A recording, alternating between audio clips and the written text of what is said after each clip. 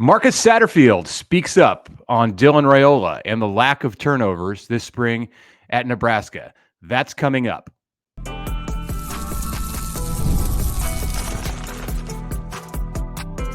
You are Locked On Nebraska, your daily Nebraska Cornhuskers podcast, part of the Locked On Podcast Network, your team every day. Today's episode is brought to you by Monopoly Go. I admit it, I have a competitive side, and it's a big fan of Monopoly Go, the mobile hit twist on classic Monopoly. So join your friends and download Monopoly Go, free on the App Store and Google Play. Thanks for making Locked On Nebraska your first listen every day. We are free and available wherever you get podcasts and on YouTube. Part of the Locked On Podcast Network, your team every day. All right, welcome. It's a Wednesday. We're one day closer to the spring game. We eagerly await exactly what Nebraska is, what they're going to show us on Saturday from a football perspective. Are you eager? Are you eagerly awaiting? Eagerly awaiting. Yeah, I think that's how I would describe it. Are you going to the game? You going to be there this weekend? I won't, because I had a prior commitment that I didn't even think about.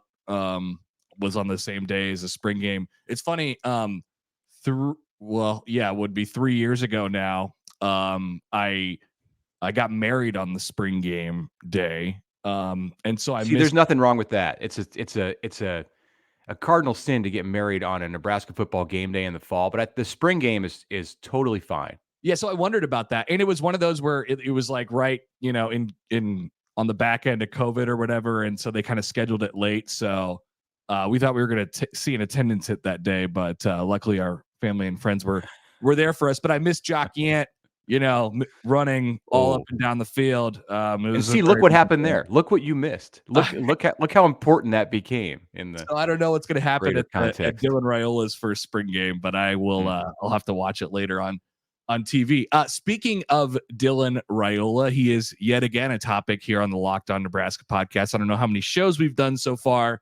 But if it's like 15, it's probably about 11 out of 15 for him so far. Sure. And he'll check that box again today. Marcus Satterfield yesterday discussing what's going right, what's going wrong with the offense. Doesn't seem like there's much going wrong so far, at least how he views it, Mitch. Yeah, let's get to what Sat had to say about it, and then we can discuss. Okay, here is Marcus Satterfield on how Dylan Raiola has adjusted to things so far this spring. Him to play, to get his, not bad body language, but to get his energy going, because people are going to feed off him. And he played like he was at recess. He played like he was in third grade out in the playground, flying around, moving around, dancing around, giving people high fives. And I think that bled into our offensive guys, gave them a lot of confidence to go out and do some really good things on Saturday, this past Saturday. Okay, so why is that significant, Mitch? Yeah, a couple things. He's talking, of course, about the scrimmage last week when the Nebraska offense went wild and turned the defense into Swiss cheese and scored 10 touchdowns, whatever it was. Dylan was certainly one of the stars of Saturday, if not the standout by himself. But it's a significant, Connor, because we don't usually hear this from Marcus Satterfield. Marcus Satterfield is generally the guy who is buttoned up. He doesn't reveal a lot. It's just kind of his personality to be conservative. And I felt in his first year plus in the program, and maybe it's just because he's been in charge of an offense that scored 18 points a game through the 2020 season. He doesn't generally give us a lot. And I thought in this, he had an opportunity just to kind of play it the way that Nebraska's played it with Dylan Raiola through most of the spring and say, yeah, all of the quarterbacks, they're all doing a nice job. It's not about Dylan, but he took the bait a bit and he went and he laid out some specifics about what they've seen, more specifics than we've heard from Glenn Thomas and Matt Rule, and even the players who've been asked about it on what they wanted Dylan to do and how he's responded. And he even mentioned, he said, I'm not talking about bad body language. Usually when you say I'm not talking about something and then you go on to say something else, you kind of are talking about that. So yeah, it sounds like, Dylan as a freshman was wearing it on his sleeve a little bit. If he made a bad throw, you might be able to tell from the way that he reacted to it. Sounds like the stuff that I talked to my 13-year-old baseball players about, take the body language, get rid of the bad body language. And, he's apparently fixed that if there was ever an issue there, and they like what they see. Well, I think we've come to know a little bit about Dylan's personality. He's pretty reserved. I mean, he doesn't go out of his way to now we haven't seen him play yet. I don't know if he's 100% comfortable yet, but he's a pretty quiet kid. And so it doesn't surprise me that they challenged him to be like, hey, look, they're going to follow you emotionally. So let's get them going. If you guys want to have explosive plays, then we got to have some explosive personalities on the offensive side of the ball. But I think the thing that struck me is that's not something that you tell your third string quarterback, Same thought. That's something that you tell your leader. And so it feels like he's grasped a little bit here in spring. As we continue to try to unlock the greatest mystery that is not a mystery at all, it's like, why would you be telling Dylan Raiola that the players are going to lead him if he's going to be sitting on the bench in the second quarter of the season opener? Like, no, he's obviously they're preparing him to be the guy. And it'll be interesting to see if what kind of a taste of that we get on Saturday. If my prediction holds and Heinrich Harburg is the first QB out to take reps with the number one offense, or if they just say, all right, here's what we got. This is it. Dylan's the guy, and we'll let you in on a little secret. But another thing about Saturday that I'm watching for, in thinking back to the spring game a year ago, as Nebraska just put the ball on the carpet over and over and over. We weren't overly concerned at the time because we were like, it's a scrimmage. Well, we probably should have been, because they turned it over 31 times during the season. Satterfield was asked at the press conference on Tuesday about how turnovers have been going this spring. Let's play that audio. I don't even want you to ask me stuff like that. We've improved. As you now I'm going to go out to the next practice. There's not enough wood to knock on. We've improved. I like that. No jinxes from Marcus Satterfield. I don't know if it's just jinxes or luck that Nebraska is aiming to be much, much better in turnovers this year. But I laughed when you said the number again, because it's the number now that's just seared into my brain. 31 turnovers last year. So in one respect, it can't be that bad. But I wonder where on the scale they've been so far. Like, is it better than last year? Okay, it should be better than last year. Is it actually good? Like, are they actually protecting the ball?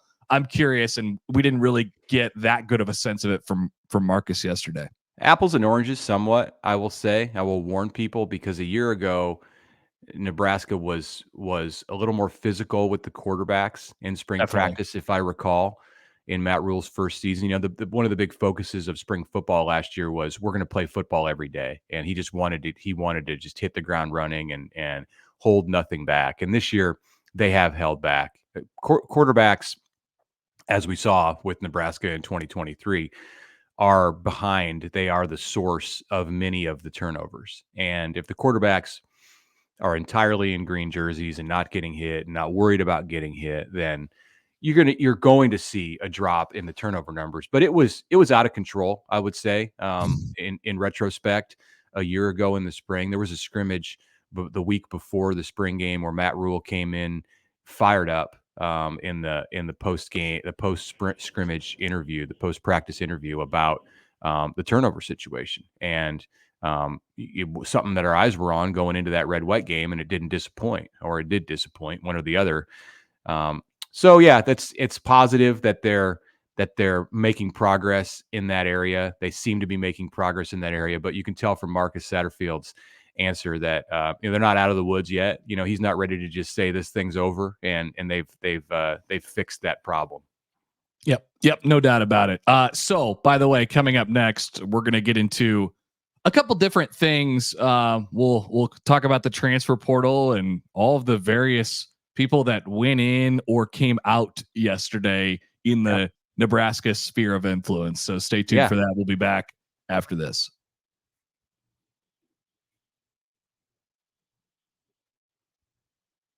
All right, it is, of course, playoff time in the NBA and the NHL. Baseball's in full swing. The Royals were winners last night, by the way. So if you would have bet on them on the money line, you would have had yourself a nice little winner with the FanDuel Sportsbook, and that's the place to bet on every game. Right now, new customers get $150 in bonus bets. That is guaranteed. $150 win or lose.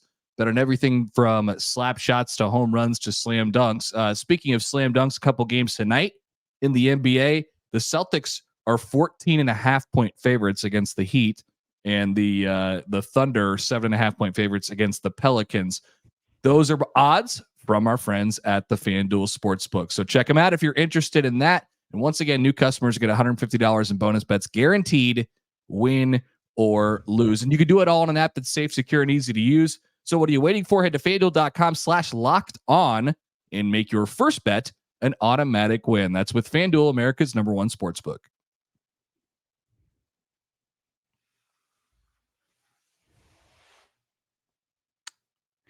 All right, a lot happened on Tuesday, Connor, in Transfer Portal USA. I was going to get into, in this second segment of the pod here on Wednesday, some offensive risers from spring practice. We did the defensive players last week. You can go back and check out that episode on the YouTube feed or where you get all your podcasts, Apple, Spotify, Amazon. But we're going to wait until Thursday before we preview the spring game in its entirety on Friday to get into the offensive risers because, as I said, a lot happened in the portal, and Nebraska got someone out of the portal, a familiar name, Vince Genatone to Nebraska. He is the linebacker from Montana via North Platte, Nebraska. You'll remember Vince Genatone from his high school senior year, which would have been a year ago last May. Let me do the math. I think that is 2022. So he graduating class of 2022, yeah. Yeah, he was stride for stride with Jalen Lloyd and Malachi Coleman in the 100-meter final at the Nebraska High School State Track Meet, and he's a 220-pound linebacker. So there's some tools to work with there with Vince Genatone for sure. Got 10.5 speed in the 100 meters, and he's going to come to Nebraska and play linebacker after spending a couple seasons at Montana in the FCS. Now, he didn't do much at Montana, right. So they're going to have to work with him, and he's going to be a developmental player for Rob Dvorak and Tony White, but you like the athleticism for sure. It's intriguing. Yeah, this is something that you get these type of guys, and Nebraska gets these kind of guys now, and you think, man, maybe Matt Rule can kind of mold this ball of clay into something. I don't know. He's kind of grown that benefit of the doubt with his track record of being a developmental guy, even though he's only been here for a short period of time. So I see that and I get a little bit excited. At the same time, like you said, he didn't do much in his first year at Montana. He's from North Platte. And so, we'll see how he slots in. But I will say, linebacker's a little thin. So I do wonder if he could give Nebraska something. And so maybe it's as soon as this year, maybe not, but that's certainly an interesting one to keep an eye on with that athletic profile. Yeah, so a couple other things in the portal on Tuesday. Frankie Fiddler, the basketball player from UNO, he's headed to play for Tom Izzo at Michigan State. We talked on Tuesday on the podcast. We did a segment about Iowa and the Iowa offense under Tim Lester, the first-year coordinator who's taken over for Brian Ferentz, and we got into Deacon Hill, the quarterback from last season. He's been in charge as as Iowa works through the spring and injuries heal. Well, the Deacon Hill era is over at Iowa. About 5 minutes after we finished recording, he went into the portal, and so we can mourn the loss at Iowa of Deacon Hill. He's okay. He's going to play for a different team. Just not Iowa. Yeah. Dylan Edwards. You'll remember Dylan Edwards from Colorado's early season offensive flurry last season. He was big in that TCU win when Deion Sanders and the Buffs opened and shocked the world. And he made a couple plays against Nebraska in the Buffs win in Boulder last season as a freshman running back. He's out in Boulder. He's in the portal just days after Coach Sanders, Coach Prime lauded Dylan Edwards in some spring media availability as a dynamic player in that offense. So I'll ask you, between between Genatone, Frankie Fiddler, Deacon Hill, and Dylan Edwards, who could be on Nebraska's radar, by the way, which one of these is most significant in your mind? I think that's the reason I go to Edwards. It was pretty close, I think, with Nebraska a couple of years ago during his initial recruiting process. And, what we saw early in the season from him, it was at Colorado last year. I mean, there's some explosiveness there. So I think if you kind of imagine him in Nebraska's running back room, he sort of looks and feels like a lot of the other guys that are already there. I don't know if he gives you like this dynamic kind of game breaking, type of guy. But if you throw him in the mix and maybe somebody will jump out of there. I was looking at his game log from last year. So you mentioned that TCU game. He had 6 carries for 24 yards, but he also had 5 catches for 135 yards and 3 touchdowns. Yeah, it was the out of the backfield stuff as a receiver. Did he do anything against Nebraska? I said he did, but now I'm thinking that they may have bottled him up. Yeah, they gave it to him 9 times. I think he popped 1 or 2 runs. He ended up with 55 yards. Okay. And then caught 3 out of the backfield, but just for 8 yards there. But yeah, they did a much better job on him than TCU did. But I feel like I remember him popping a run or 2 when it was getting away from Nebraska a little bit later in the game. But yeah, that's pretty explosive player.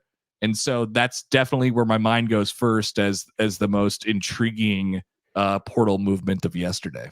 He was a big-time player in high school out of the state of Kansas, a 4-star player. I'm looking to see his connection to Avery Johnson, the Kansas State quarterback. And I know Avery Johnson tweeted about Dylan Edwards when Edwards went into the portal. I believe they played together or were rival players in high school down in South Kansas in the Wichita area. So look, I mean, he's gonna be coveted by Kansas State for sure. I would think that Kansas would make a run at him. With Nebraska, it was a deal where the Huskers got a visit from Dylan Edwards late in the recruiting process, and I know he liked that visit.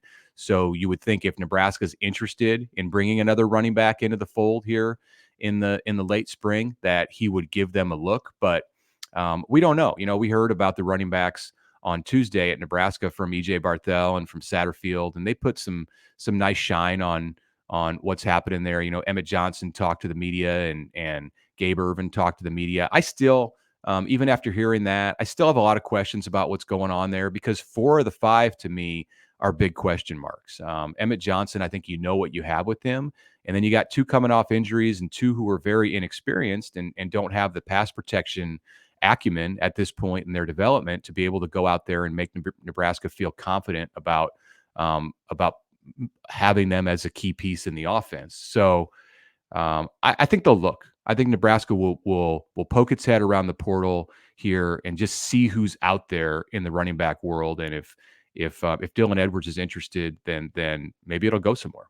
Well, there's also the other fun part with getting Dylan Edwards, which it means it adds some more spice to Nebraska, Colorado. It would in September, which I would not say no to that. I just, the next thing that we need is that game to be at night, and so that would make things pretty interesting on whatever it is, Saturday, September 7th, between those 2 teams. Yeah, I don't think it's going to go that way. I think he's going to go home to his home state of Kansas and probably be wearing purple.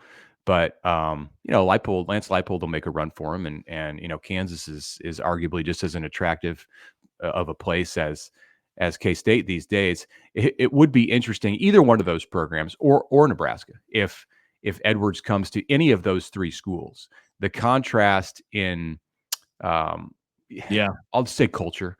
It's a buzzword in college football. Sometimes it doesn't even mean anything. It can just mean like whatever the vibe around the program. But the contrast in culture that he would experience at, say, Kansas State in comparison to Colorado is night and day in terms of just what his football experience would be like. So he's going to be an interesting case study early in the, I say early, but he's going to be an interesting case study in the Deion Sanders era of Colorado football, of what it's like for a player to go from one world to the absolute opposite.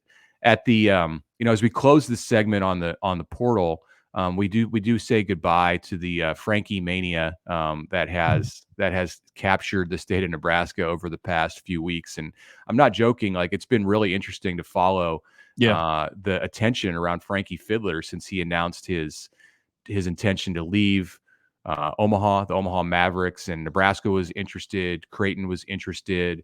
And then you had the Chucky Hepburn portal entry, which raised the intrigue because Frankie and Chucky played together. So he's, you can't go wrong going to play for Tom Izzo at Michigan State. And it will be, I'm now interested to see if Hepburn also takes that route and going to play for the Spartans, or if Louisville is his next stop. Those appear to be in the running. In the basketball portal, Mitch, it's nuts out there. Just know that anything could happen at any time, and there's a lot of different things that go into that at the moment. All right, so coming back in our third segment today, we'll catch up with an old friend, Trev Alberts, and what he's up to at Texas A&M. But first, a reminder that the draft is coming up here in just a day or two. The Locked On NFL Mock Draft is available for you right now. Check out the Ultimate 6-episode series to hear who the Locked On local experts are picking for every NFL franchise. It includes live reactions from local college football experts like us and the fantasy football angle. Find the Locked On NFL Mock Draft right now on Locked On NFL Draft on YouTube or wherever you get your podcasts.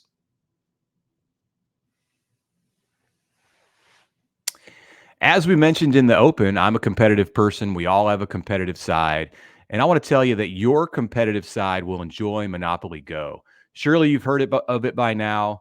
It's been downloaded more than 150 million times. Monopoly Go is a great twist on the classic board game Monopoly. You play on not one, but hundreds of Monopoly boards in crazy locations, build amazing cities that bring you big money. But the best part is you get to mess with your friends. You can change and charge rent on your iconic properties, just like in the classic board game.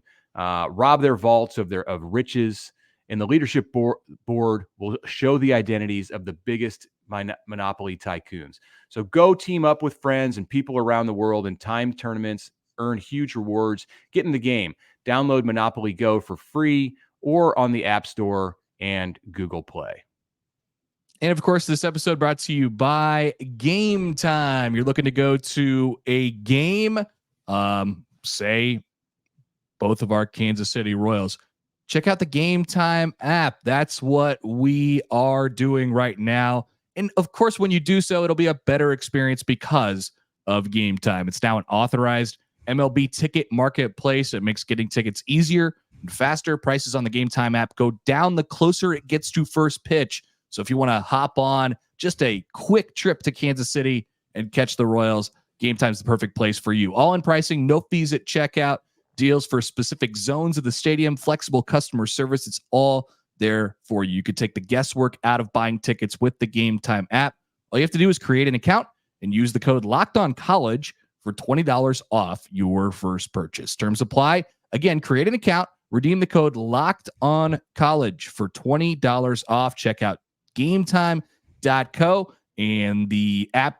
Download the Game Time app today. Lowest price guaranteed. Okay, like I said, let's check in on an old friend. Trev Alberts made waves in College Station yesterday by firing everybody. He cleaned house. I mean, I shouldn't say everybody, but it was dang close. Apparently, it was 18. Big time athletic department staffers, including people that have been there for a very, very long time at Texas A&M and real stakeholders in the game. And Trev Alberts released a statement, and he talked about becoming more efficient and kind of thinning things out. If this all sounds familiar, Mitch, is because it should. It's happened before a couple times.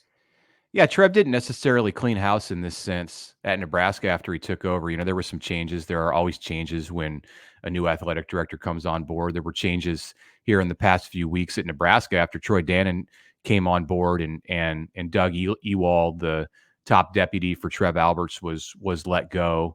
But this is a significant house cleaning. One of the laid off employees Justin Moore, the COO at A&M, was a candidate for the job that Alberts got. Another was in charge of equipment and apparel, Matt Watson, his name. He'd been with the school for 34 years. I got the sense in reading through some of the media coverage in College Station and around Houston on Tuesday that this was a bigger story in some ways than the hire of Trev Alberts it was last month. Trev Alberts is not the Trev Alberts that we know at Texas A&M. He's just a guy in a suit who runs an athletic department in college football, and he came in and it was like when Nebraska hired Bill Moose or Sean Eichhorst. Like, okay, let's get to know this guy. But the people he let go this week, they were people that the fans of the Aggies, and they were Aggies, to put it in their terms. So difficult day at Texas A&M, and yeah, as you mentioned, the language that he used, and we don't have any audio or video to play because this was released in a statement through the school. It's like the boilerplate stuff that you hear from administrators like Trev when they have to make decisions that impact people. So tough day at A&M for sure, and it'll be interesting to see how that impacts Trev's popularity, I guess.